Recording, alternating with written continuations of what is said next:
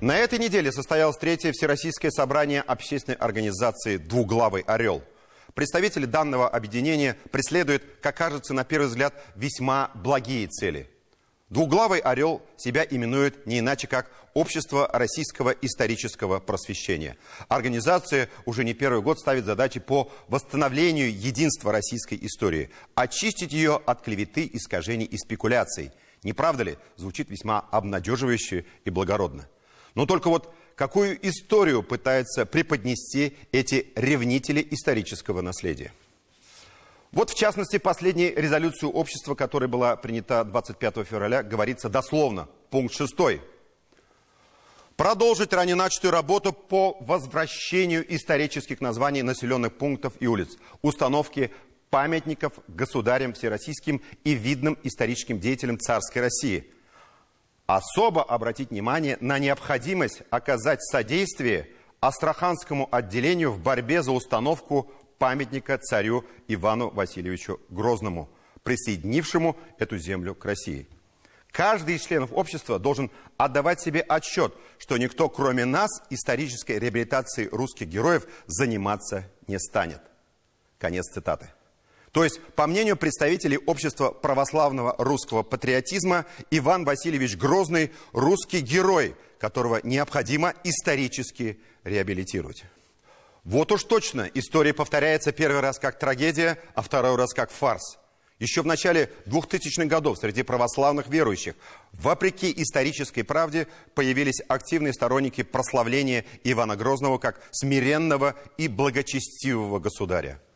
Против широкомасштабной кампании за канонизацию царя выступил теперь уже покойный патриарх Московский и всея Руси Алексий II. Вот его обращение к приходским советам храмов Москвы от 15 декабря 2001 года. Цитата будет большая, но она того стоит. Необходимо сказать еще об одном темном пятне нашей действительности. В последнее время появилось довольно много цветных, прекрасно изданных, с позволения сказать, икон царя Ивана Грозного, печально известного Григория Распутина и других темных исторических личностей. Им составляются молитвы, тропари, величания, акафисты и службы. Какая-то группа псевдоревнителей православия и самодержавия пытается самочинно, с черного хода, канонизировать тиранов и авантюристов, приручить маловерующих людей к их почитанию. Неизвестно, действуют ли эти люди осмысленно или несознательно. Если осмысленно, то это провокаторы и враги церкви, которые пытаются скомпрометировать церковь, подорвать ее моральный авторитет. Если признать святыми царя Ивана Грозного и Григория Распутина и быть последовательными и логичными, то надо деканонизировать митрополита Московского Филиппа, преподобного Корнилия, игумена Псково-Печорского и многих других умученных Иваном Грозным.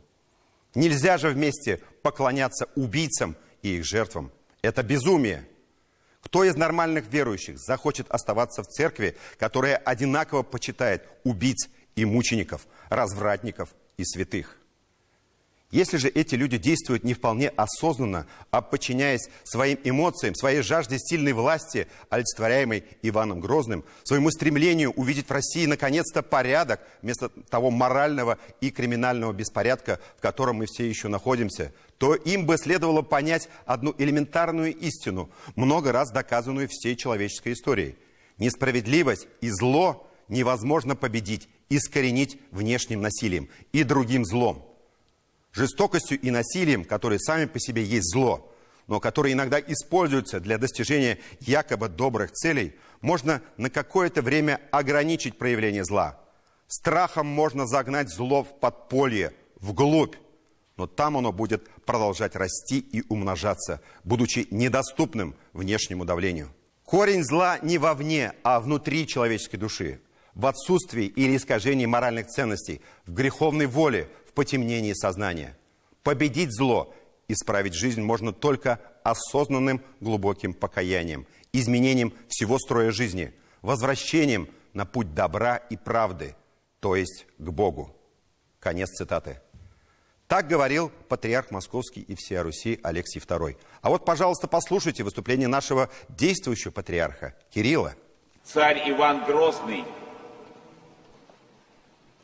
последние годы своей жизни, окружив себя опричниной,